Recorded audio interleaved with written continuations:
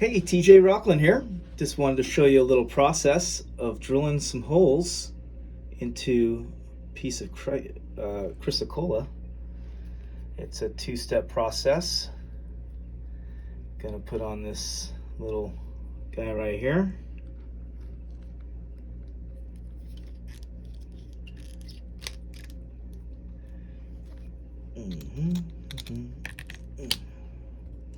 Then I get this wet right with water. Keep everything as wet as possible. Get a fairly lower speed. And just kind of tap on there. You gotta mark it first to know where you're going. Get that water in there. And then I dip again. That's about all you need on that phase.